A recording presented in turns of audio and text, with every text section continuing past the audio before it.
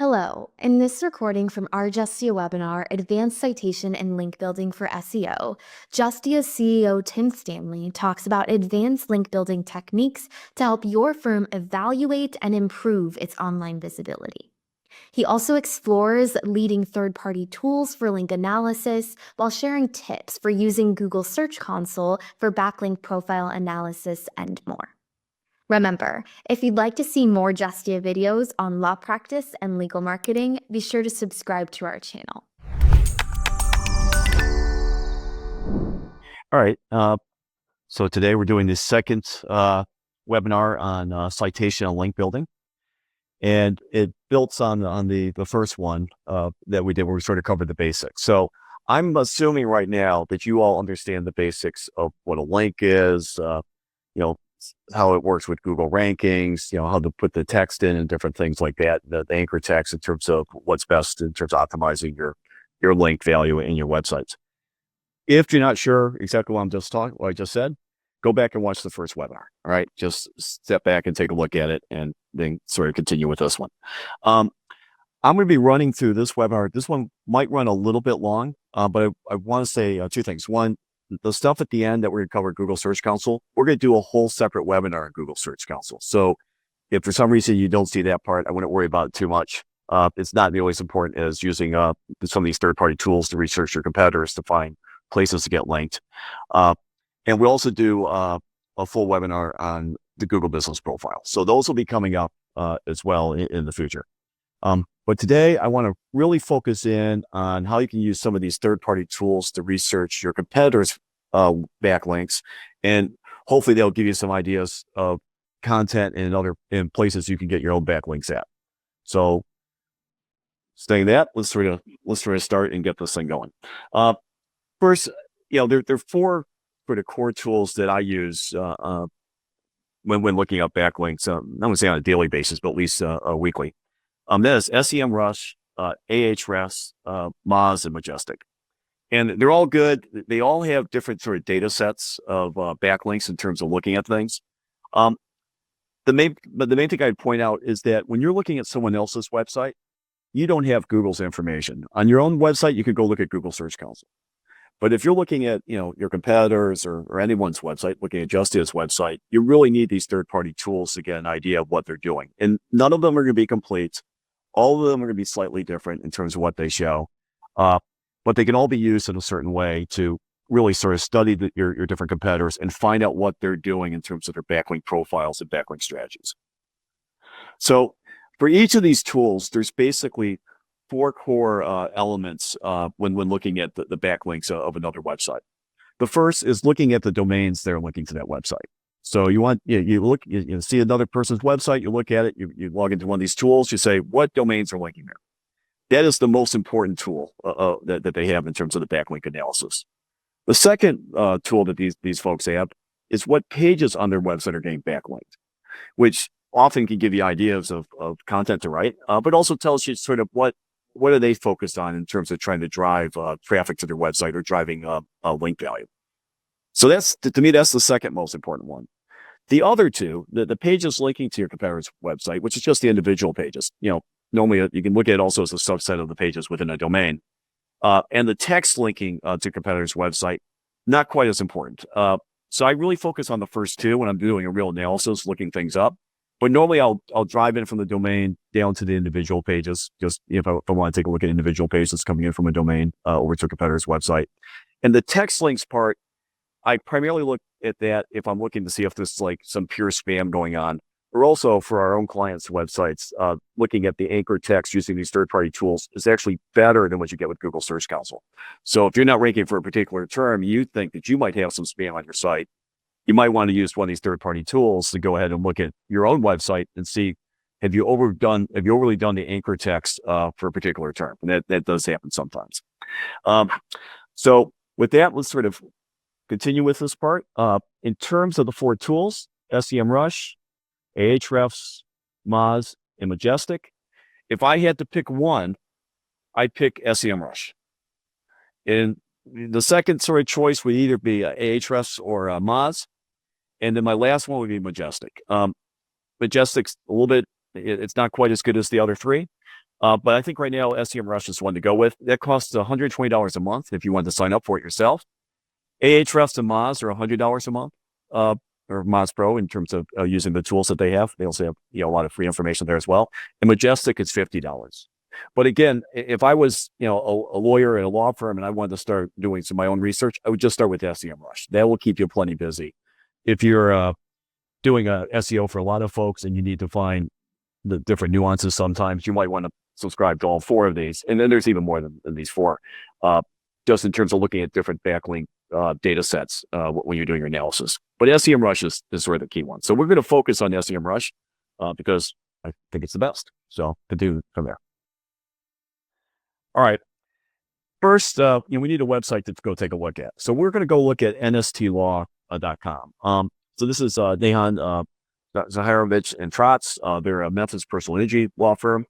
And I chose their site for a couple of reasons. One, they've done a number of things right in terms of their content and their backlink strategy. So it's nice that I can show some good examples of things that are going on. A lot of times you look at competitors' websites and it's, none of the links are any good. It's all just, a press release spam and things like that. But in this case, they have some really good examples. And the second thing is, they rank really well. So it's like the perfect one to go take a look at because they've done a good job. They've done some real backlinking efforts for their website, and it gives some great sort of content ideas that you can follow yourselves. So first, if you come into SEMrush, you'll put the domain in at the very top here, and then you'll get the basic profile page of that domain. And all these tools have a lot more than backlinks, right? They can analyze your content, your keyword density. They can look at your pages. We're just focused on the backlink component of the tools today. So if I come here, I look here on the side here, I see, backlink building. And so we're zooming here. And we're going to click on the backlink analytics, the sort of the backlink profile page for NSD Law. So here's this page right here. So this is like a quick snapshot of the backlink profile for NSD Law, given what SEMrush sees. And again, what SEMrush sees is not exactly what Google has. Google has everything, right? SEMrush has a set, Moz has a set, Ahrefs has a set, Majestic. This is SEMrush's set. And sometimes you'll see a change in the number of domains, the number of links really jumping up. That might be because you've got a lot of new backlinks. It also might be because SEMrush suddenly indexed a bunch, many more sites that they weren't indexing previously. See, you don't always know. But from looking at a competitor's website, it's still a great place to find a snapshot of where SEMrush is showing backlinks to them at any current moment in time. So we're going to go take a look at this right now. So the first thing I would look at is the domains linking to the competitor's website. Again, I think this is the most important part in terms of analyzing a website for a competitor. Now, nothing, this will get to the core part. So if I go back here to the backlinks profile page, I can see right here referring domains. And I'll zoom in here a little bit. I'm going to click on here on this 818 here. Just going to click on that, and it's going to give me a list of the backlinks in NST Law. Now, the initial way it shows this to me is it organizes it or lists them by the number of backlinks. I'm going to want to change that up, and it's giving me all backlinks as well. So I'm going to zoom in here a little bit, and I'm going to do a couple things. One, I'm going to focus in on the active backlinks. I don't want to look at backlinks that they lost right now. If later on, if I have a lot of extra time on my hands, maybe I go look at their previous backlink profile. But right now, I want to look at the active backlinks that SEMrush is showing. And I'm going to go look at the follow backlinks. So if you remember the previous webinar, I talked about follows and no follow links. I'm going to look at the follows. It doesn't mean that there might not be some value from having no follow links. There can be. But if I'm going to focus my time, I'm going to start my time by focusing on the current links and those that have follows. Those are sort of the initial ones to take a look at. And the next thing I'm going to do is I'm going to list these by what SEMrush considers the domain name strength. Because if I just list it by number of links or some other order, every website has it. You're just going to have a bunch of low quality random spam sites out there that have either scraped your site and it's now linking back to you, and a bunch of random blogs that are linking to. Everybody has that part. But if I look at the higher quality domains from SEMrush's perspective, at least I'll be sort of get a basic idea of what some of the better websites are that they have. And better to start with the better websites and then move down from there. So after clicking all those buttons and the order comes back, I get the results here. And I'll just zoom in here a little bit. So I can see I got, MySpace is first. I have business.site, which is a Google business profile mini site. Cornell, Biz Journals, Cobe, he's mispronouncing that. That's a sort of social network, US News, FindLaw, Justia, BuzzFeed, and the ABA, American Bar Association. And there's more, beyond this part. So I take a look at this, I sort of look at this, I look at their backlinks. Okay. The first thing that I like to do when looking at someone's backlinks is I just like to look at the core domains, and this is just going to take me to the home pages of these domains, not the individual links that are coming in, but I just want to get a quick sense of what sort of sites they're linking to them. Because often that'll tell me a little bit about their linking strategies. Are they focused on, social networks? Are they focused on news sites, lawyer directories, obviously, or a set of them. So I'm just going to click on these little links right here, which is, if you look here, it's a little icon that would open these a new window. And then I'll just take a look at them. So I'll do that right now. Just give you a quick sort of snapshot what I see with NST. So first one is MySpace, which you guys might not remember this, but this was the Facebook of its time, or the TikTok of its time. I don't know what the current thing the kids are doing. So MySpace was the first one listed. They have a MySpace profile. The business.site goes to google.com, Google My Business login page, because it's part of that. So it's just a redirect, but that's the Google Business one. And we have Cornell, Business Journals. All right. This is that Cobe site. All right. US News and World Report, FindLaw, Justia, BuzzFeed, okay, ABA. And then here's a few others. Sophos, Super Lawyers, Zoom Info.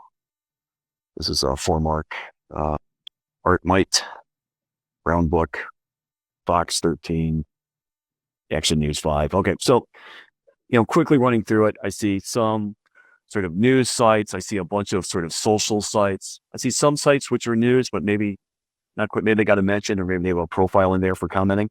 And then I has our business directories, and I have these news sites here at the end.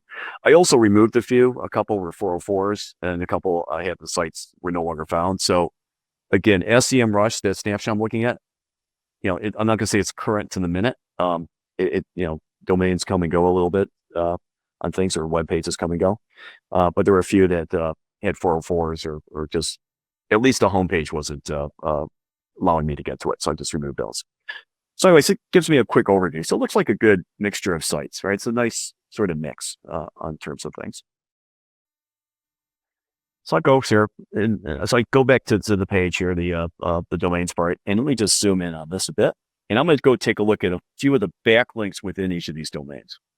So this is sort of the core bread and butter of looking at a competitor's website. You go into the domains, you look at their better domains, and then you start digging into their backlinks. And this is sort of how you do it. So go here, I see backlinks, there's one. I expand that. Okay, that's fine. And here's the backlink here at myspace.nstlaw. There's like Little Rock, I guess, for this one. And I open this one. Okay, and this is it. It's a generic MySpace profile page. Okay. All right, zoom in over here. There's the link. So fine. It's a profile page. Do I think having a free profile page on MySpace could be as good as, I don't know, having a link from the ABA? No. But again, the organization is that of these domains is by how strong the particular homepage of the domain or the overall domain is. And MySpace, even though it's fallen on tougher times in the last decades, still has a lot of links into it. And so it still has a strong link value that SEMrush sees. But again, it's a profile page. It's a free one. You guys can all set up your own. That's fine. The one other thing I noticed here, they don't seem to have any connections or friends, and there's no photos up. There's not a lot of information. So it's a very sort of minimalistic profile page here on MySpace. They are not participating a lot here. Okay, that's one. Let's look at another one here. Let's look at business site. This was the one we saw on the Google Business profile. So we'll zoom in here. We'll open up the backlinks. In this case, there's 80 backlinks, and you'll see we have some here that say lost. I only wanted the ones that were active. I didn't want lost ones, but I'm looking at the domain as a whole. And when I open this, expand this up, it's also showing me the lost ones. So I'm going to have to view some more. So I'm going to click down here in the bottom where it says view full report. And that'll open up a report. Again, these are backlinks to nstlaw.com just from the business.site domain. And I'll mouse down a little bit. Okay. All right. Here's one I can take a look at. So here's some I could jump in and examine. So let me go zoom in here a bit. I will click on this link to take a look at the business.site page, and we'll take a look at it. All right, here we go. So it's a business.site. All right. So this is one of these pages Google makes off your information off your Google business profile. I can mouse down a little bit. Each of these learn mores are actually links over to their website. If you're to click in there and examine them. There's some more, some testimonials, some photos from the photo gallery, and map. And if I go down here, you can see it's powered by Google, right there. So again, this is a free website. I don't know exactly how much value Google would give to it. It is a Google produced website, so maybe a little bit more than others, but it's free, and you can certainly create one for your own Google business profile page if you'd like to. This is, it's a little mini site builder, and it'll be on some subdomain of business.site. They'll be there. So again, it's the subdomain. It's not the main domain. The strength probably isn't that high in terms of the value of the links, but at least when you look at this site compared to like your MySpace profile, it looks good, right? It looks like a nice, good, clean site. It looks like, some real effort, and it's a nice site. Okay, let's go down a little bit further. Let's look at the ABA. All right, so American Bar Association, zoom in. I'm going to open this one up. So this one has 6 links. It's showing me 5. I could click on view report and I could see one more, but it's no big deal. The first thing I noticed, by the way, about the ABA is they allow their development and QA servers to be indexed by SEMrush. So in general, I wouldn't do that, right? I don't need to have your QA website indexed or your development server indexed. But anyways, leaving that aside, these links are actually also on the www main site. So I actually opened them up. So we'll open this one up, and if I flip this one to www, and this is a page about bulletproof resources for educators. And again, we go back here. You'll see here that the anchor text and the target URL is this child safety internet that NST Law has wrote. So this is not back to their homepage. This is actually going to a safety center page. And it's linked off this bulletproof resources for educators. And I sort of mouse down a little bit. And there it is, the Child Internet Safety Guide. And they're also in a few other pages on the ABA site, all involving internet safety for kids, educators, for parents, and different pages that the ABA has put together. And if you click on that, you'll come to this page on their site. So this is a, child internet safety, guide. It's part of their overall guides that they have here on the NST Law site. But it's just a page, right? It's not a huge center for this particular individual page. It is part of a larger center that they worked on, which is this Child Safety Resources Center. But the links in this particular one are coming out to internet safety. So there's 2 things I would note. One, child internet safety, probably a good thing to write about if you're looking for links, right? A lot of people are concerned about the internet and children, and they're looking for resources and for legal information that can help parents or educators or anyone who sort of works with kids. So it's a great content to write, even if it's not directly related to, say, car accidents. There's still, plaintiffs that get injured by the internet, and that could still slightly ties into injury, if not your bread and butter type injury cases. So there is a tie in there with personal injury in this particular instance. The other thing is, people like to help kids, and it's a lot of people are looking for information to help children. So this whole Child Safety Resources Center, which is very nice. Okay, let's go a little bit further. Again, I'm looking at the domains that are linking over to NST Law. And I'm going to pick up this University of Winnipeg site, and I'm going to look at that. Open that up there, and I quickly see this more cyberbullying links, right? Child internet safety, right? Same thing that we just saw with the ABA. And the reason I bring this up is that, they seem to be getting some real folks who are linking over to this, and, I wonder how they get all these links. Well, this one will help us sort of see what they did. So I'm going to open this up into a new page, and here's articles and cyberbullying materials and safety tips for kids. And again, it looks like a website from 1998, right? The tables just came out, and all of a sudden you get different color backgrounds, very exciting times. So it looks old. All the links are underlined, which is nice. We mouse down here, we'll see the child internet safety sort of link over to the NST website. And you can see that this was actually suggested by Benjamin Scott, PR coordinator, right? So they actually had a PR person go out and mention this. The thing I want to point out is you can find the backlinks of folks of your competitor sites. You still need to contact these websites and ask them to link to you, right? So if you say, hey, I got a great resource, you have to write an email out to it, ideally personalized email a little bit to each of the websites you're reaching out to. And then, explain what your resource is, give the link to it, and hopefully they'll add a link to it, add a backlink to your website. It has to be on point, to the content that you're trying to get, of the page that you're trying to get the link from, but it's work. And in this particular case, they had Benjamin Scott, PR coordinator, was the person who submitted it out. So just wanted to point that out. But again, another site that's linking over to their child internet safety page, right? Here it is. It's a good page, but it's a page, right? And you already saw 2 very valuable links coming to this one page of content. Okay, I'm going to do one other thing while looking through these domains here, just to show you some random stuff that happens to everybody. I'm going to go take a look at Blogspot backlinks, just backlinks that are coming in from Blogspot. Now, Blogspot is Google's free blog hosting service. So if you want a Blogspot blog, you can certainly get one at blogspot.com. It sort of used to be competitive with WordPress, but not quite the same. But it's run by Google, and here's just a bunch of them that are backlinking over to them. And we're just going to open these up. So you can start to see, I organized these by the strength that Google sees. So these are the stronger ones. And I'm not going to click through all these, but I'll click through a few. So just that Blogspot part. And let's take a look at a few of these. Again, clicking on the little icon to open these up, just to get a quick idea what we have here.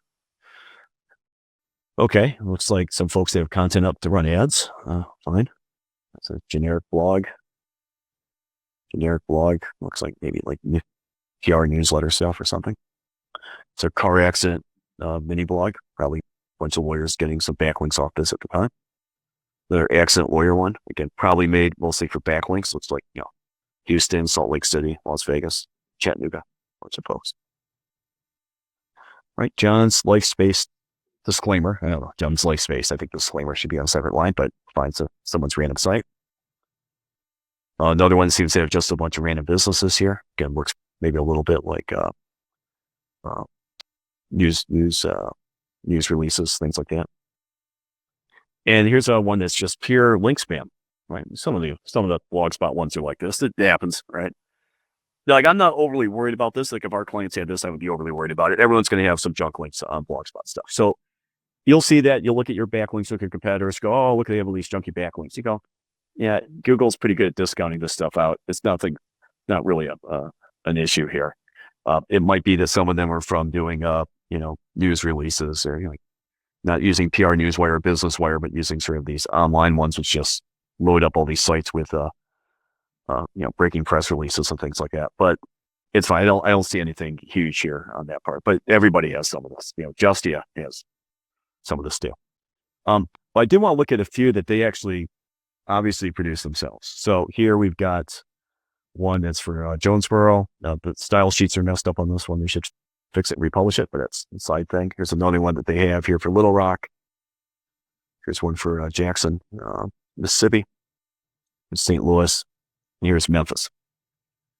Okay, that's fine. Everybody can have a Blogspot blog if you want. It's not, it's like having a profile on any sort of social media stuff. I'd say a couple of things that just quickly stand out. It's a blog, no blog post, right? They have one page. So that's not really using it as a blog, sort of the way it could be used. And it seems pretty obvious, sort of made for getting backlinks over. So let's take a look at the Memphis one here for a second. And let's just zoom in on these links, right? So here. Okay, it looks like interesting keyword-rich links going back. All right, right here. Now, normally, if I saw this coming into like a client's website and I knew they controlled this, which Most of the time they do. I would say don't do this to your website. So if you remember from the previous webinar we had, I said, don't load things up with keywords and link it back to your site. It looks spammy immediately. Like immediately I looked at this page. I go, oh, look at they're spamming up all their internal pages to their site. They're trying to cheat Google in a way. I go, they can't do that. So don't do this. All right. And I walked through it. I said, take a couple words, you have words around it, get picked up. Anyways, go watch the previous webinar if you haven't seen it in terms of how the best way to do links. But this, if you did this to your own website, so all of a sudden you don't rank for that particular term. It's not good. We certainly have seen it in the past with folks. However, these links are not going back to their website. The only link going back to their website is that first one, the nstlaw.com one. These links are actually going over to social profiles, other social profiles, MySpace, right? Stuff like that. And so what they're doing here is they're putting keywords over to social profiles, and then those social profiles probably link back to their website. And the feeling is, well, I have keywords that'll make that social profile see more about these terms. And then when that link comes that social profile back over, that'll look better. All right, so I get it. And we'll go look at these social profiles in a second. But don't do it. Just put list out the social profile names. You're getting such a minimalistic value from having keywords on this blog, this Blogspot blog, which doesn't rank much anyways, to link to social profiles, which is fine. There's no big deal about that. That any value you got is way overcome by the fact that someone sees this and it looks like spam. And if they didn't dig in and sort of look and realize sort of what you're doing, they could say, hey, you're trying to spam your own site up. And even indirectly, it's a little bit of that. So you just no need to get caught up in that. Google can pick this up, and you certainly wouldn't want to have something else happening. Again, I don't think this is going to cause them any issues. This minimalistic sites linking to random profiles. But if you're doing your own, fine. You want to make a Blogspot blog, you want to link to all these different profiles, okay, that's fine. But don't do it this way. Just list out the names. You're not getting much value out of it. But anyways, let's go quickly take a look at the profiles that this is linking to. First, the homepage of their site. That's good. I did an About Me page. Okay. About Me, they were a company for a bit, and they got bought by AOL, and we're still there. You look at About Me, by the way, it has the angel list, has the link to their blogger, link to Tumblr and WordPress right there at the very bottom of the page. So I don't know if you noticed that. Okay, here's one going to their angel list profile page. All right. All right, Gravatar, it's a great looking icon there. All right, this is the ArtMite page. Remember we saw them earlier? ArtMite. And they have some external links to About Me, Trello, the Coop site, and Discus. Here's Trello. All right, and they have some cross links to About Me, their angel list, and their Blogspot for Memphis, and their ArtMite site. So everybody's cross-linking the social media stuff up here a little bit. Here's the cold one. All right, this is a Gravesite site. Here's their BuzzFeed. So their BuzzFeed was actually a profile for comments. It wasn't a mention in BuzzFeed. All right, let's take the note here. Board Panda. I mean, that's good. Community member. No followers, hasn't done anything. But it's, Board Panda. All right, Daigo. Something I'm probably mispronouncing that. And look, they have links to the Cove, Discus, Trello, and About Me. Here's their Discus one. Again, links back to their website. MySpace, remember we saw them. Wikidot. All right, Spreaker. All right. All right, Flipbase 205. All right, this one no longer exists. This is MacCloud site. Profile's gone. Here's a profile head. Here's one on Home Talk. Here's one on ForShared. And Informer. And then going back to the ones that they had linked, but not on their Blogspot one, Tumblr, and Facebook, both of which are real pages, especially the Facebook one. They actually do quite a bit on. Tumblr, probably similar to the others, not doing too much right now. So first thing is, nothing wrong with that. Look, here's my About Me page. I've had this forever, right? I updated my photo when I did this talk because I realized I had not looked at it in like 10 years. But there it is. And I have links to Twitter and my WordPress. It's actually going to my dog's WordPress one, YouTube channel, whatever the other pages that we have. That's fine. It's no big deal on that part. And here's my Linktree one, which they don't even have yet. But if you were on Instagram, a lot of people use Linktree as the way to add links to your profile. I would say just a couple things when doing this or doing the social profiles. One, if you want the social profiles to give you better quality backlinks, participate in the communities and focus on the text in your profile text, right? So if you looked at the profile text of all these social profiles, I'm not going to go back and re-show them, but if you looked at them, they were the same on every single one. So I would make them a little bit different on them, and on each one and make it slightly different. And I'd also, if you can have them all the same, if you really don't care, if you just save time, but I'd make it a little bit different. And I try to participate in the communities. Those profiles are more valuable. Like I participate on Angel List, so I'm connected to people. I do things. It's something. Just putting up an Angel List profile where you're not doing anything, you're not, part of any companies or participating in anything, not quite as valuable. It's just like anything. It's just a throwaway profile. You're not going to get much value from it. So I would try to participate a bit, and I would look at the SEO value, going back to my site, as really being the text within and the content within that particular profile. So try to make it not duplicate, try to break it out, and then try to connect, get you some more cross links as well.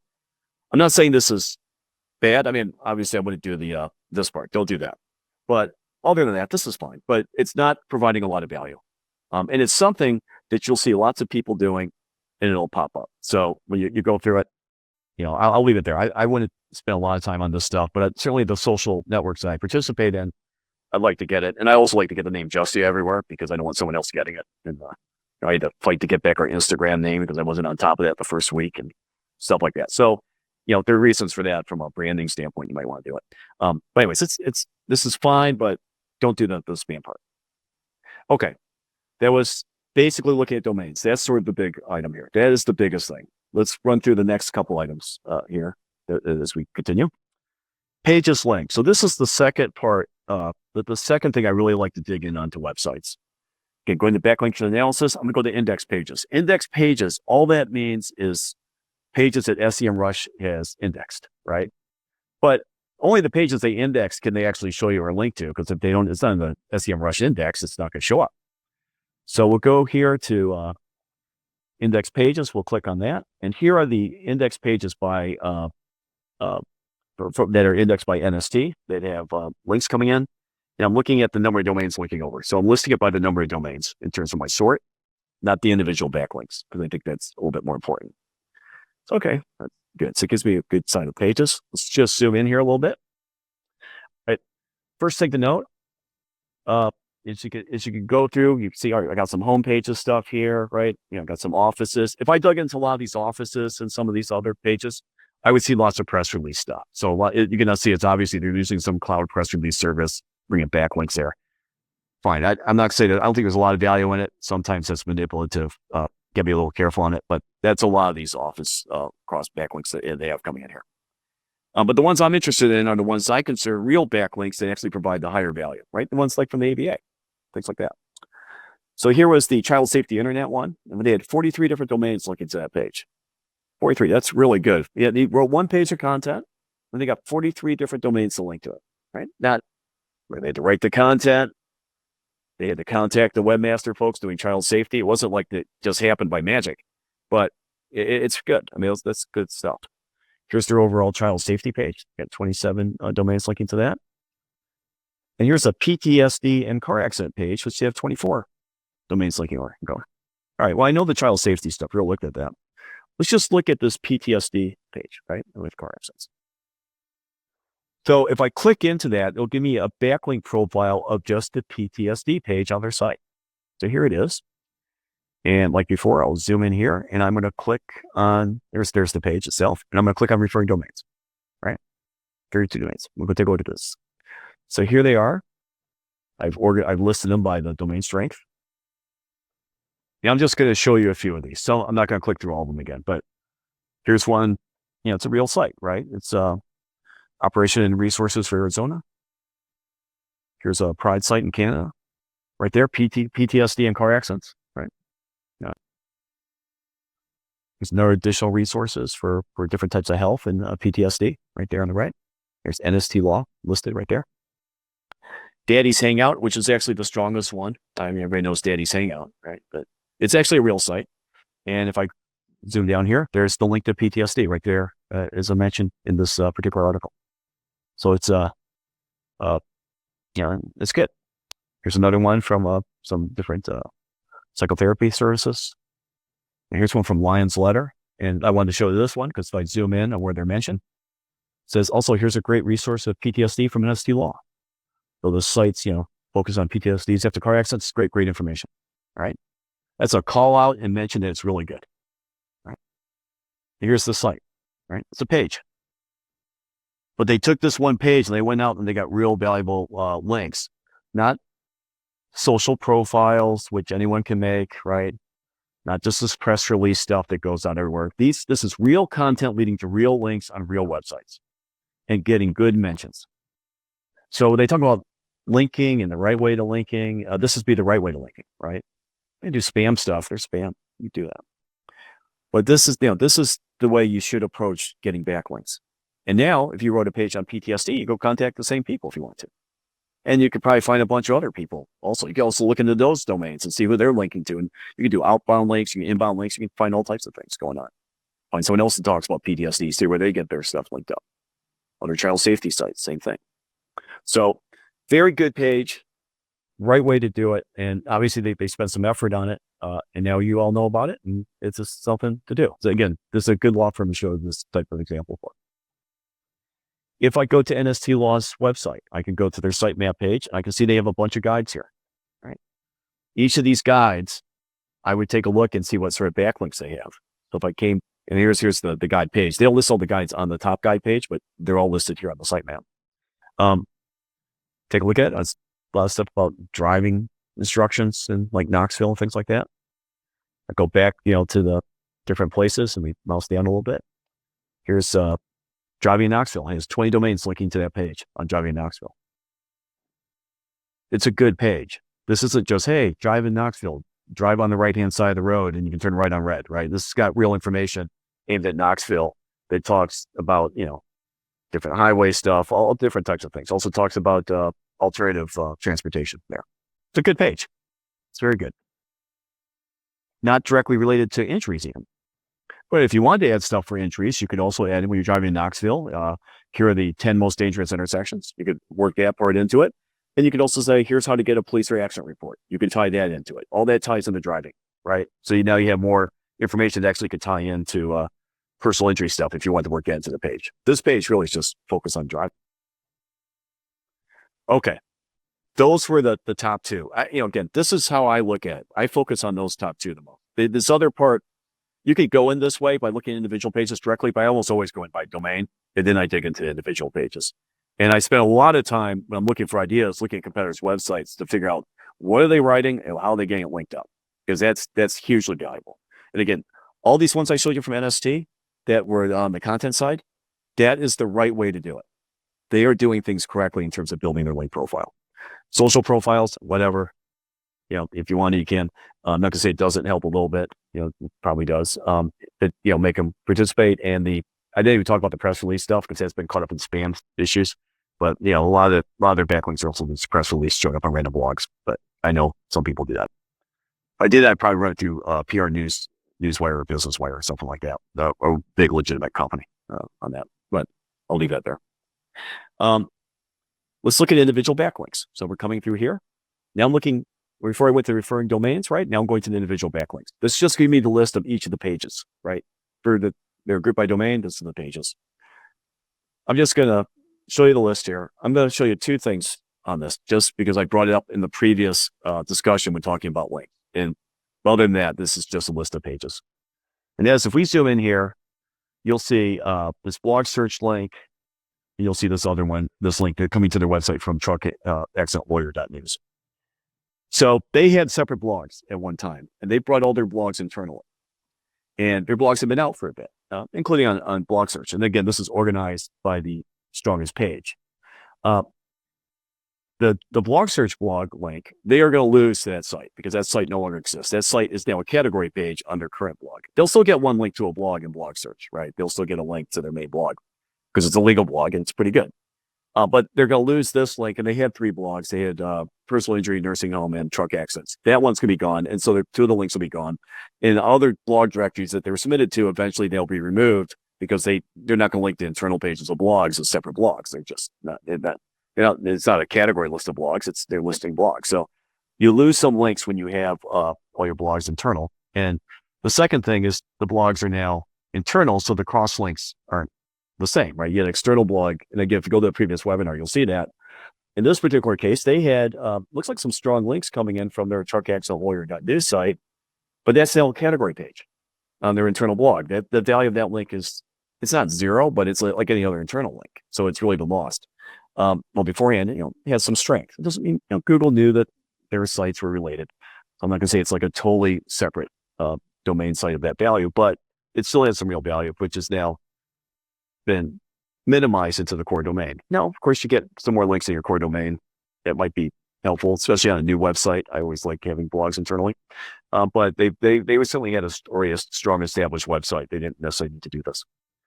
And then again, here's the personal injury blog. Now it's just a category page, and here's the Shark Accent one, just category page. So in general, if you have external blogs, again, I still favor that in terms of cross-link value and watch the previous webinar.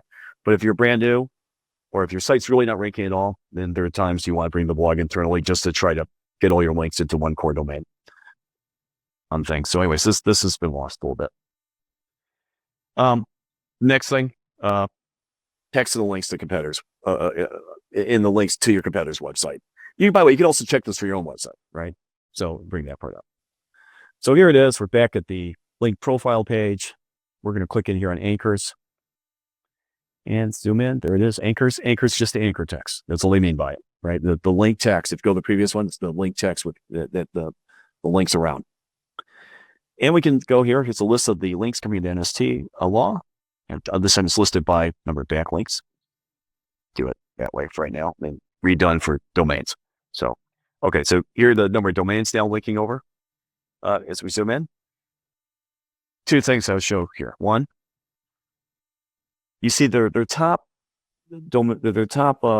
anchor text links coming into their website from different domains is actually their URL. So remember in the previous webinar where I said, sometimes the URL, having keywords in URL has value. And I said, it's really because it gets used as link text when people are linking to you. This is what I was talking about. Okay. So go back, watch the previous webinar, but I know Google will say, hey, keywords in your domain don't matter. No, they don't matter. It may be necessarily very little, except when they're using the link text going back to your website. And guess what? Everyone does that.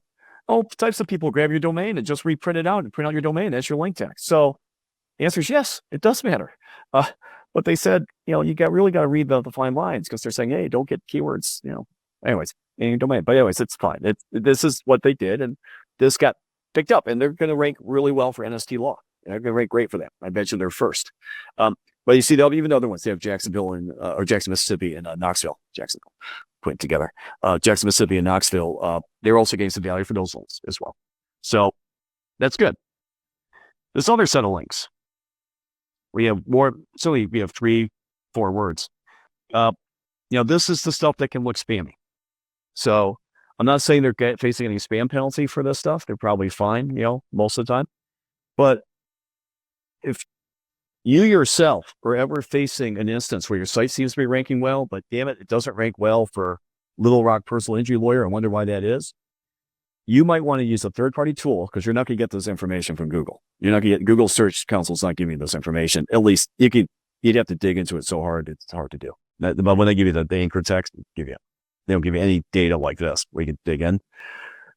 Go use one of these tools, take a look at it, and find out whether you have just loaded the thing up, or your SEO company has loaded up your site with keyword backlinks. And that might be it, right? So again, I think they're ranking fine for these terms right now, and they've got a lot of domains, 100 domains using the word Little Rock Personal Injury Lawyer linking to their site. But I mean, everyone here probably thinks it because they did that for SEO, and because otherwise you link the NST law or put the domain in, right? So it's the SEO play a little bit fine. If you at some point you do better, and then suddenly one day you wake up and you're not ranking for the term, this might be the reason why. So this is a way you can use on your own site.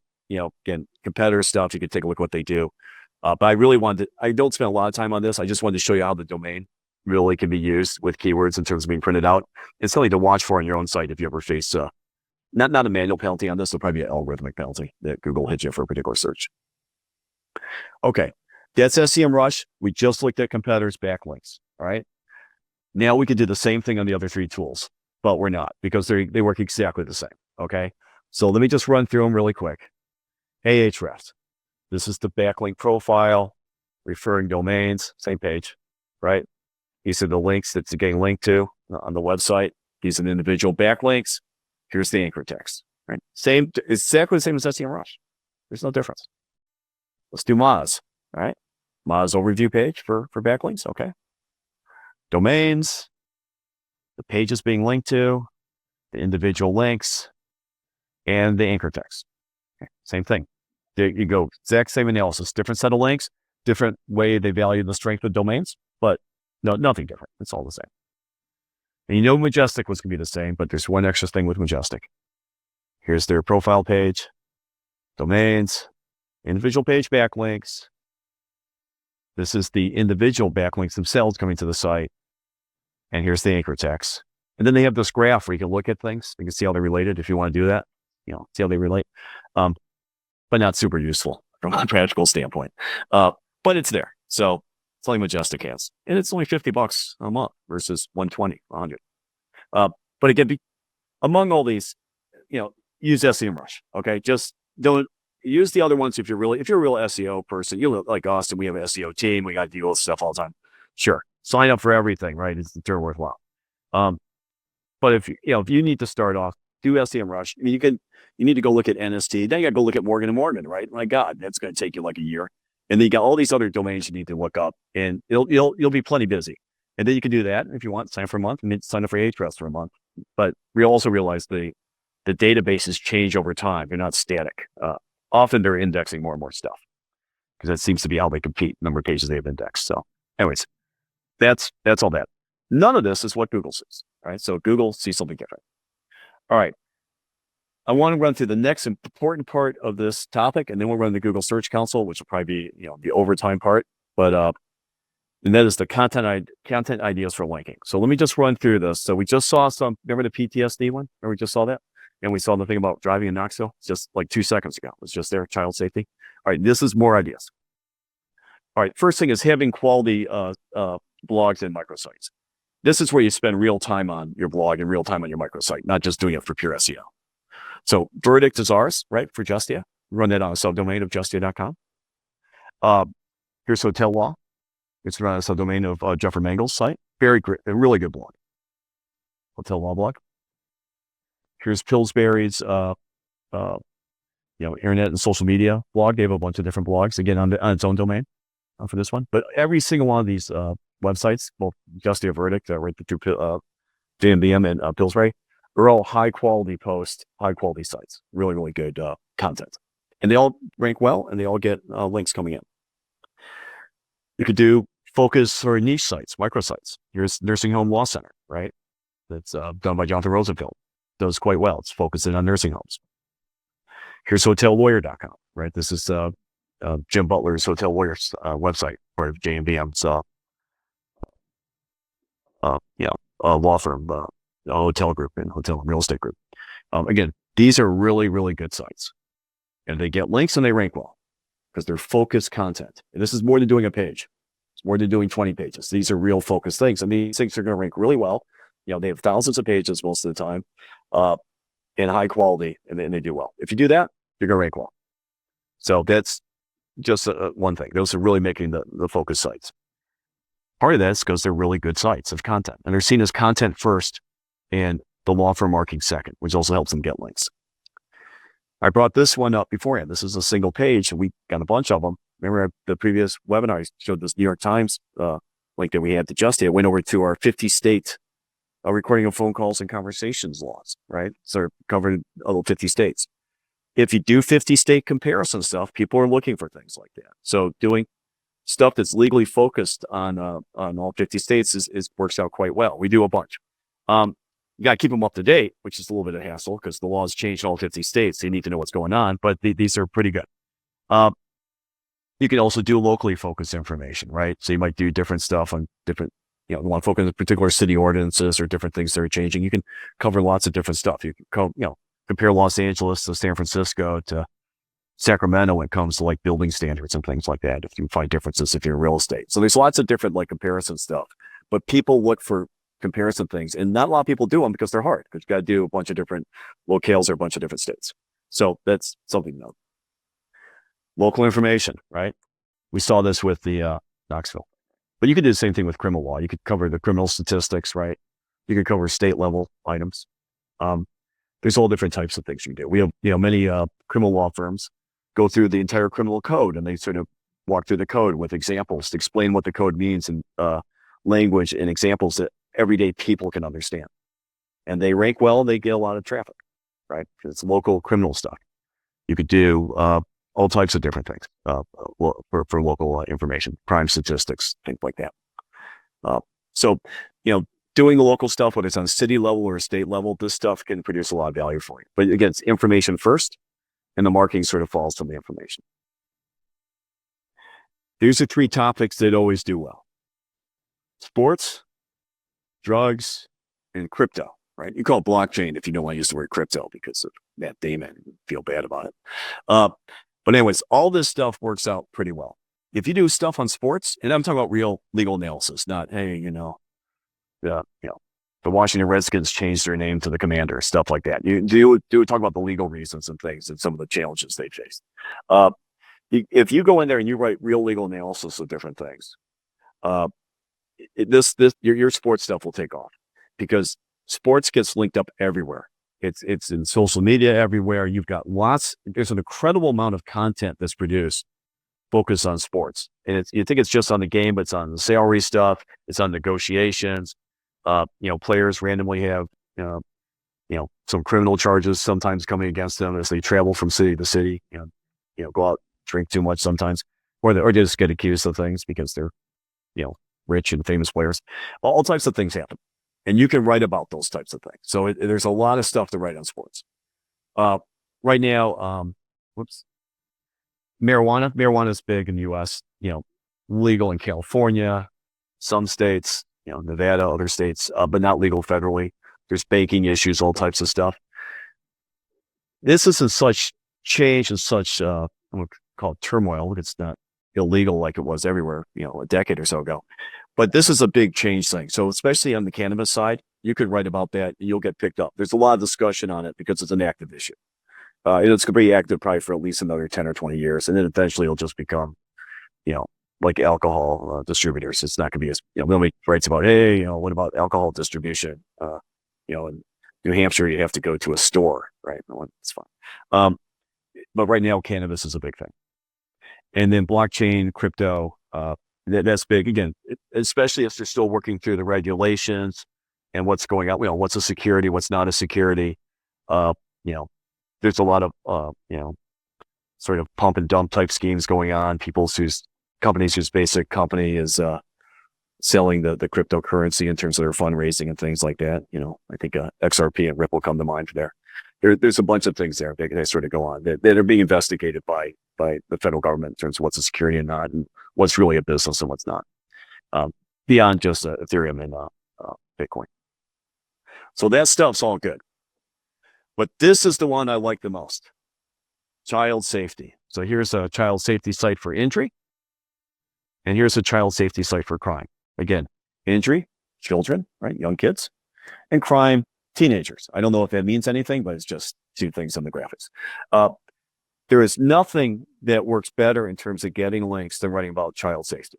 And if you want something that sort of ties in with the internet, and you can talk about child safety and Instagram and all the other stuff that's going on with Reddit and other places, do internet child safety, right? We just already saw that was actually getting more links than a general child safety center, right? Pretty good. But the big thing about child safety stuff, if you write a good page, set of pages, ideally write a whole center, but even if you just focus on the internet part, there are lots of places you can get links. I mean, NST got a link from the ABA for 1 page, right? You write Metro a whole thing. You can talk about all the different things going on with the internet. You can talk about, there's a lot of different internet issues that kids face. This is the best thing to write about. You can send out to schools. There's like 1 million nonprofits that are helping kids. Everyone likes to help kids. They're like, easy to help kids. And helping prisoners is what's, people don't seem to help as much when they come out of jail. But children, they're innocent, right? So everybody wants to help kids. Everyone wants to link to resources, make it really good resources. This will drive your backlinks from real websites, right? This is not press release world. This is not social media cross-linking. Hey, look about me, right? Type links. This is real stuff. So I think NST sort of showed what they did. There's some other people doing this, but I don't think there's a better way to get backlinks than child safety. So that's the way I would look at it, especially, for basically, injury stuff. You can do criminal, you can type family law, you can type financial stuff for kids and how you take care of them. There's all types of stuff you can work into it.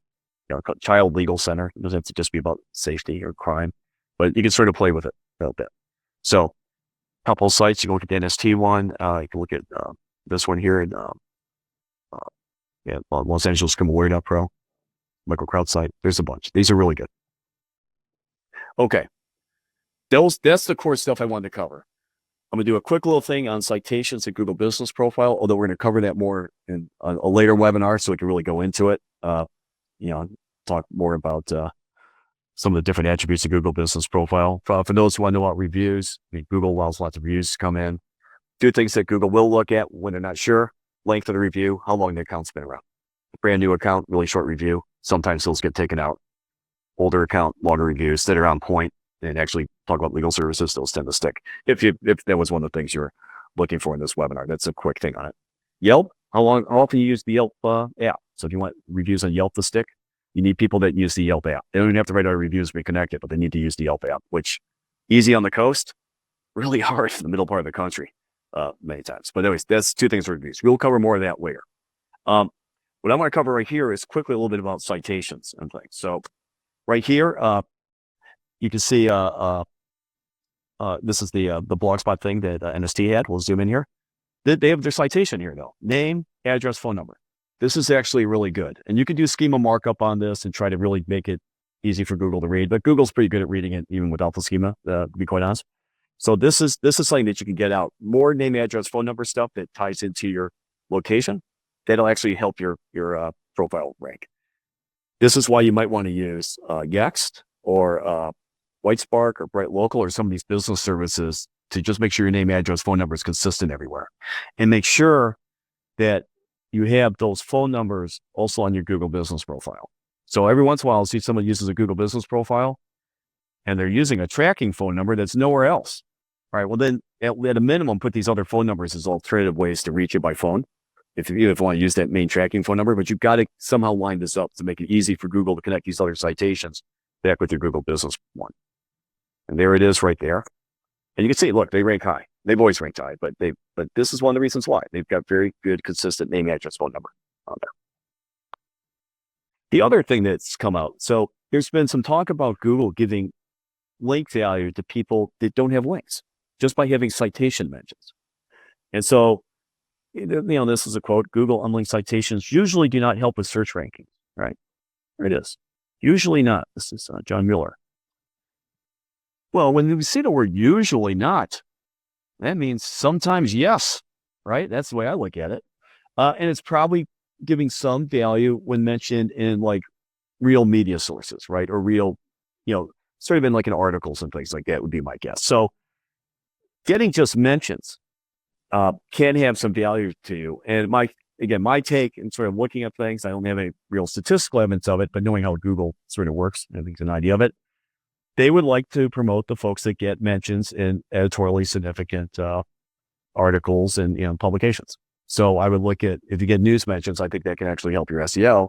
Again, try to make sure they have the full name of the firm, their firm name and a location on that, just to sort of get that part going. In addition, though, sometimes you'll get mentions in media or other places and you don't get a link, right? So there's one other thing you can do with SEMrush, and the other tools also have this. It's sort of to go here, you create a project. And I just created a project for Justia.com. I went to brand monitoring. And what I'm doing is I'm monitoring the word Justia. Where is Justia mentioned on the internet? And I'm going to zoom in here and I'm going to look for mentions of the word Justia where I don't have a link back to our website. Because damn it, if they're willing to mention me, they should link to me, right? I've made the cut to be mentioned. Why can't I get a link? And if you do that, you can get a list of different places that are mentioning you where you're not getting a link. And you can sort them and you can, look at different ways, look for certain types of authority scores and stuff. And you can actually write to these people and you can write in a nice way, say, help out a little bit. Hey, it would be possible for me to get a link back to my website. That's all you mentioned. Thanks for mentioning me. Da da da da da. We can link back to my website, or if it's an article that they wrote, say, here's some additional information about, solar powered green hotels, right? And could you add a link? Because I know you were talking about it. You mentioned Hotel Warrior. It'd be great if you link to me. But they have tools for this. So it's a way for you to quickly find mentions. And it's easier to get a link from someone that's already mentioning you than to get a link from someone who doesn't know you at all, right? Just in general. Because at least you're in the article, right? It's just a link. So there are tools like this that actually can help you. You can also check your competitors and what links they're missing, but this is really more for you as on your own link building. So it's a way, I think that the dimensions are worth something. Certainly larger publications are worth something. They're never worth as much as actually getting a link back to your website, right? If that website's tied into your Google Business profile, especially for the Google Business part. But you can probably get some SEO value from it, but you can also reach out to get SEO value and get the link directly. Okay. That part's there. I'm quickly going to run through what Google Search Console shows, and this is what it shows you. So we covered the core stuff. This is like overtime. So we'll do a little bit of this stuff. We will cover most of this, all of this again in a Google Search Console webinar. Or you can watch it on the video, if you need to leave right now, because I know we're hitting the hour. Okay, let's sort of walk through it. Google Search Console has lots of different things, right? They give you your overall impressions, they give you your clicks, give you some of the words you're getting clicked on, get some about, sort of the user activity, things like that, core web vitals stuff. But we're going to look at the linking part, where they look at the backlinks to your website. And the good thing about this is what Google shows you, right?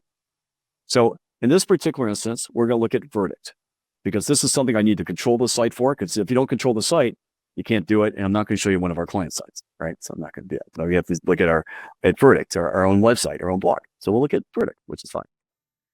And here's just a quick thing with sort of the initial look at the Google Search Console. You see, got a lot of clicks for this particular article back when a particular case got decided by a particular court, and then things drifted a little bit. But we're going to look here at the links. So here I click on links, and I have a couple different things here. First, I'm going to look at external links. I could also look at internal links if I want to. I can use that as a tool, mainly look to see different things that are going on. I tend to use my own tools for that on our own site, but if you don't have those tools, it's a good way to look at how you're cross-linking things internally and what you're linking to. But I'm going to look here at the external ones, because this is really what I want to sort of track. So you got the top link pages, you have the top link sites, top link text. Of these three, the one that really matters is top link sites, all right? That's in general, and then you can get to the other items. And you're not going to get all the information. So for the top link sites and domains, they're going to give you 1,000. They're not showing you, for most law firms, fine. Most law firms, you're not going to have more than 1,000 different domains they're linking to that Google's going to actually index and get real credit to.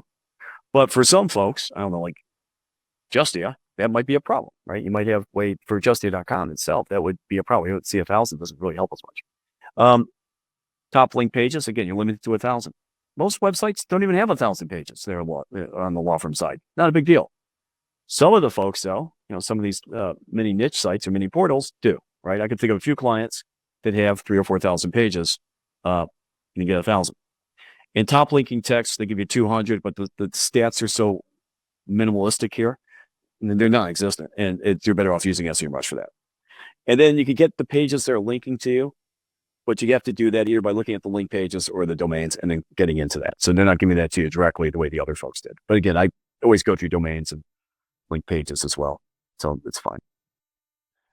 So first, top linking sites, domains linking in. Go there, we'll zoom in, click on the more. And here we are. You got linking pages, which is fine. You can order it by the number of pages getting linked. Now to here, there's Justia.com, because I'm looking at a subdomain. We link to our own subdomain a lot of times. So it's, we do, because it's got a lot of pages on Justia. It's part of the sidebar. So anyways, there's a lot of links coming in there. But you can also look at the total number of target pages. And I tend to look at this a little bit more in the target pages a bit, just because I like to see where else people are linking to. But you could do it. If you want to look at which domains are linking to you the most, that's fine. Normally you're in a navigational component if it's a ton. And I can see, look, I got Justia, of course. I got Dorf on Law, Muckrack. Reddit, we have a lot of links from Reddit, but not quite as many target pages on Reddit. But anyways, we can look through these different items here, and we're going to go look at here at Hofstra Edu. Just going to click in here, and here's all the pages that Hofstra Edu is linking to. All right. On each 2 different pages.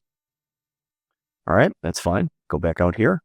I could also do, if I didn't want to keep mousing down through these 1,000, I could do a quick little search by clicking on this icon right here, and I could see I want to know my backlinks to Verdict from New York Times. Okay.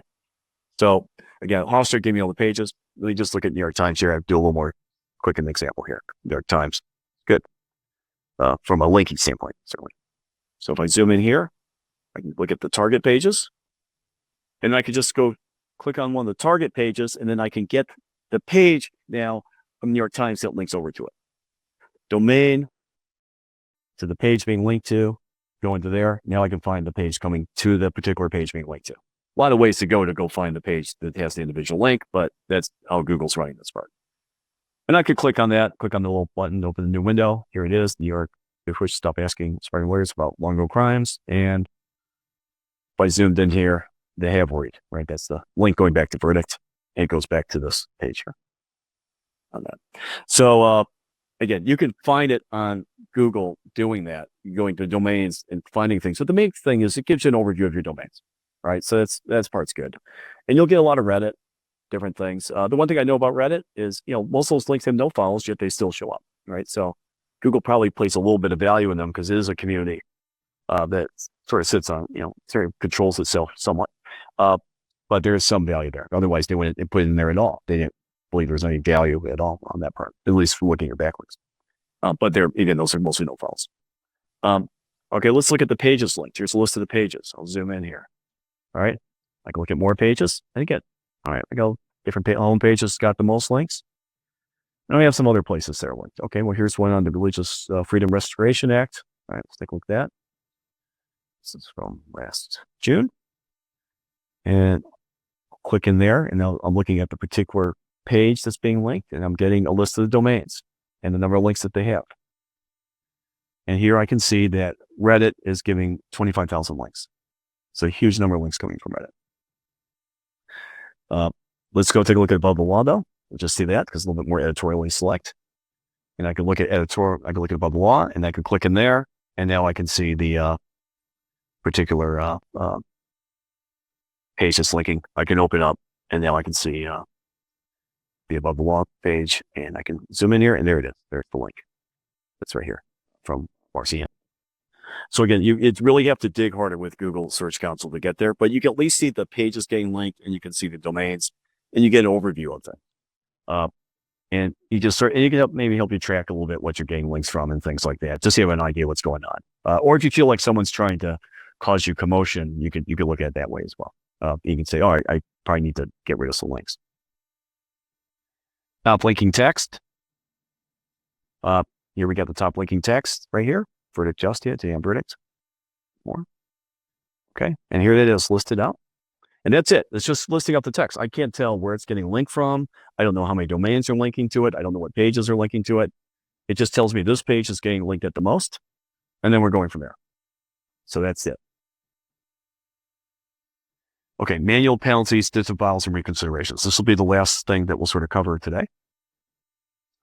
So the first thing is, if you want to see where that is, it's down here on the sidebar. So security manual actions. I can zoom in there.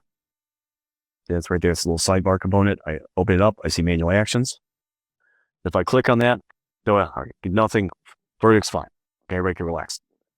But this is where you would get sort of a penalty. These are manual penalties by Google. This is somewhere where Google has decided, not their algorithm, which everybody faces all the time, the algorithm issues. This is a manual penalty. They've decided, somehow you got through the algorithm, we're going to put a manual penalty on. So this is where this would happen. Okay, I'm going to quickly run through the Google manual penalties. I'm not going to spend a lot of time on this. We will cover this more in the Google Search Console one. But if you go through there, there's a help page that lists everything that Google has. These could be broken up in sort of two components. One, things that are because of your website and things that are happening outside your website, like bad links coming in. So on your website, there's just a few items. One, you have bad content. It might be spam. It might be dangerous content. It might be really low value content. That sometimes locality pages, they're purely like Mad Libs type things. Hey, Sunnyvale accent lawyer, I'm going to do accent lawyer, that type of stuff. If you have if that's the majority of your content, sometimes you can get a penalty that way. You'll always tend to get a algorithmic penalty, but you might get a manual penalty if it's really bad, really thin, low quality content, or a lot of affiliate stuff, just reselling other people's stuff. But the doorway pages, these repetitive ones, seem the one that law firms would get hit with here. I haven't really seen anyone get hit with it, but with manual penalty, but I haven't seen it algorithmically hit. But anyways, this is a content issue. If you have bad content, and the answer to that is go fix your content. Okay, get rid of the spam. Don't allow people to comment randomly. Don't bring third-party stuff in that's leading to spam. Just get rid of it and clean it up. All right, simple. Next thing, hidden content. That's where you're showing content to Google that does not match up with the user sees. It's fine to have a hide show more as long as on a page, as long as the user can actually see the content.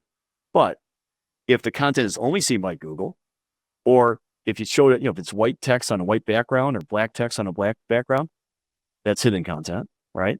If you're using schema markup to hide stuff, that's an issue. If your AMP pages don't match up with the pages that they're canonical to, so you're trying to, or you have different mobile pages than you have for your main pages you're canonically to, that can be a problem. So there's lots of little different things there. Or if you take a redirect, right? If I show Google this page directly and I'm going to show someone else this other page. And sometimes we see that sometimes with mobile users, they're trying to get them to download the app, right? Rather than actually seeing the page of content. And that would be seen as showing the user different content than the person. But again, don't hide content. Pretty simple. Don't hide an image. The image shows the Google image search. It better be on the page, right? Nothing tricky. All right. Don't hide it. Have good content. Don't hide content. Pretty simple. Two other ones. One, bad association. That's when you're on a really spammy host. Remember Blogspot? We showed it with all the free stuff. All right, not Blogspot because Google's sort of on top of that. They're not going to penalize themselves too much. But there's a lot of these free hosting companies that if you put your website on it and they're major spammers or they have major issues with it, you could see your whole website could be get a manual penalty from Google just because you're on a really bad hosting service. In that case, move your website. All right, move it to GoDaddy. At least it's a legitimate hosting company. Just move it. And then unnatural bad links from your site. That's where you're doing links out to other places. And normally that happens when you're involved with the links game because you're on a mastermind group with a bunch of other lawyers and you all decided you're going to do these different things. You're going to link to Bob, and Bob's going to Mary's going to Lisa, to Bruce, and all of a sudden they're all linking to each other. And then you guys send out an email on it, and then the email gets forwarded over to Google because it randomly shows up on someplace it shouldn't. And now everybody's followed, and that happens. So a lot of times the documentation of it makes it really obvious. But the short answer here is if you have bad links going out to people, if you're doing a linking scheme, don't remove the links from your website. Okay, just remove them. You control your website. You can remove the links. Maybe you'll lose some links, but don't get involved with this stuff. There's been random things that have happened in the past with folks, but for your own website, if this is the penalty, just remove it. And the penalty will look like something like this. You'll get a warning, and then you can request a review after you've cleaned it up. And when you clean it up, you need to clean up everything. You can't just do a half-ass job. So this is the time that you need to go out up and beyond what you would do if it was just an algorithmic penalty. You've got to really sort of push this along and really clean up your website because you got to get through the manual censors, and you're outside the algorithm right now. So you have to do extra cleaning. So it's going to be tougher. Even if someone else is doing something, you're going to have to do extra.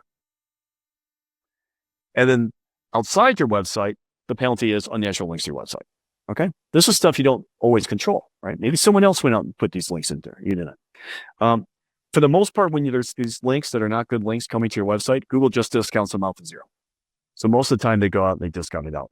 But there are a couple exceptions. One, the one I mentioned where you're involved with a link scheme with different trading stuff, and often there's documentation with it, and Google gets a hold of that and they take everybody. The whole thing comes down at once. The other thing is when you've hired an SEO company or something, you've got involved with a paid link program, and Google figures out who all the people are in this paid link program, and they look at all the companies getting links. And if they see a bunch of links coming from this paid link program, they suddenly put a penalty on you. And then you need to, remove the links and disavow them. So you basically take good links and you turn the bad links, and that's a frown upside down. Then you're sad. And then because your penalty, and you're not worried anymore about being on the first page of Google, because now you're on page, you might not even be in Google. You might be gone. Might be on page 200. So not good. So don't get involved with that stuff. But more importantly, you've got to make sure things are clean. You've got to clean things up. And you would get sort of what I mentioned like this. They see bad links. And if that happens, you need to do a disavow. You need to go through and you need to disavow links on your site. And you need to fill something out that says, these links, I take away all my Google credit from it. And you should only do disavows, though, in two situations. One, you have a manual penalty. Or number two, you've been involved with something that's bad and you want to get ahead of it before something hits you. But you know that you did something wrong. You know you went out and you bought links. You know you got involved with a link thing and you just go, I'm disavowing this. I want out of this. Now, the good news is that in the old days, if you disavow links, you lose all the credit for it. Google will take your disavow list. And if some links you should still get credit for it, these tend to still give you the credit. They're not necessarily just going to disavow everything you submit. So that part's good. On the other hand, you need to disavow everything. You need to be more aggressive when you get a penalty in disavowing. You just need to say, just start removing stuff. You even seen like and again, scholarship links where people give scholarships and get links from different law schools, which doesn't have, any value really because everybody knows that's just a way to get links at this point. I mean, 15 years ago, I think a lot of people did it. It was good. But that's not a real thing right now. I'm not saying there's no value in it, but there have been instances where even academic links like this, Jim Boykin had mentioned where they said, hey, you need to remove this scholarship link. You need to disavow that. So there are different things like that could pop up. Well, meanwhile, there's, a lot of other law firms that have a scholarship like that, no harm at all that's hitting them. So if you get to that point, you need to disavow. I would say with any Google penalty, you probably want to talk to your SEO company and then you bring someone else on the outside, just to have two people looking at it and figure out what you need to do to get back in Google's good graces, right? It's not a criminal penalty, but if you push the line and now it's straight over on you, you want to try to get fixed as fast as possible. I'd be overly aggressive on my reply back in terms of disavowing or fixing my content. I mean, I would just clean everything. I would really do a full cleaning and then submit it back because you don't want to have it sort of sitting on you forever. Otherwise, you don't try to do the marginal thing. What's the minimum I can do? Go overboard. You can always build your content and things back up. You can do what we showed today. Go put up quality content and get quality backlinks. This is disavow, and this is sort of what it looks like. And you can upload the file. It's just listing URLs, domains. All right, your homework. Two things. Go into Google Search Console. Just go look at your own domain, especially at the links. Just get an idea what you're seeing. And if you want to sign up for a service, sign up for SEMrush. And take a look at your site. And then take a look at a bunch of your competitors' websites. So those would be the two big things. And beyond that, of course, write good quality content and put some content ideas I put up together because that is actually what will help you drive your links. And it's just work. There's no genius trickery here. It's work. You got to write the content and you need to submit the website out. So, and try to get, link some good resources, places by having a good resource for them to link to. So with that, I will stop and I'll hand it back to Nina. Thank you, Tim. We will now proceed with the Q&A portion of the webinar. So if you have any questions for Tim, you can feel free to put them in that Q&A button at the bottom of your screen and submit them. It looks like we already have a few questions, so we can go ahead and jump right in. Our first question is going to be, I get a lot of emails from people asking if they can do guest posting on my blog. Will that help me get links? Well, it'll help them get links because they're asking you and so they can link back to their website, or if they want to do a guest post on each, that's sort of a link trading thing. I want to do it. So my general thing is if someone wants to guest post on your blog, maybe it's great content. And they say, hey, it'll help your users and things like that. Back in the day, I remember like asbestos.com wrote all our bloggers for a while and wanted to do guest posts on their blogs. But the issue is that could be seen, for them, it's link building, trying to write article, doing sort of this guest article stuff. That could be seen as a link scheme. So Google has said that doing guest posts, it doesn't mean that doing a guest post is necessarily wrong, but if they're doing it with you and you don't really know them, they're probably trying to do it with everybody. And at that point, it becomes more of a link type of scheme which Google has cited in particular. These guest articles can lead to a manual penalty. Normally for the site doing them, but you don't need to be attached to that site on your own site. So I just wouldn't do it.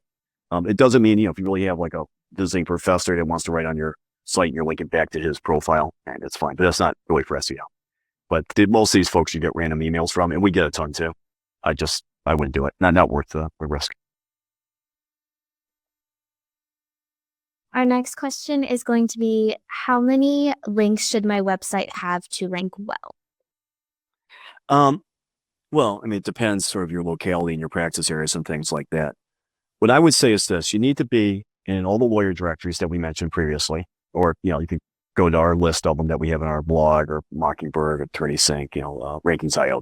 We all have a bunch of lists of lawyer directories, law firm directories. You should get in all those. The ones that are free, they're not the paid ones. And you should be in all the business directories. So you need to go through and use Yext or some other tool, WhiteSpark or Bright Local, and get in those. Beyond that part, you need to do sort of link building the way we sort of mentioned, but just doing the basic stuff, you should be in okay shape. Normally, if you just do that, because it's not nearly as crazy as you would think in terms of linking. So I'm not going to say like a number, but ideally, if it was me though, I would write a really good set of content, and I would hope that content could get linked. Like if I wrote a child safety thing, and it was really good, I would hope I'd get at least 100 different websites linking to me from it. But it'd have to be a good site. I mean, a good stuff for child internet safety. So I think, what NST's done is fine. I think you can really build on that. But that doesn't, do you need that to rank? Not necessarily. It might help you a little bit marginally, but you could get the basic core stuff just by getting in the directories. The biggest issue with ranking is your content. So you got to make sure your content's really good. It's not even close. Content's number one, linking second, with the base links sort of in place with the lawyer directories and business directories. And then, if you want to do some other centers and things or pages to get more localized links, that's number two. Third part is the technical SEO. You got to do stuff so that it makes it easy for users and easy for Google to index you into rank well, which will be our next webinar on technical. It looks like our last question of the day will be, which sites are best to get citations from? For the citation parts, I would, basically go in through like Yext or WhiteSpark or Bright Local and have them sort of do it. They have huge databases and stuff. I'm not like individual ones. Okay, well, you need it on Yelp. You need, the basic directory, city pages, some of those ones like that. But just use one of those mass ones.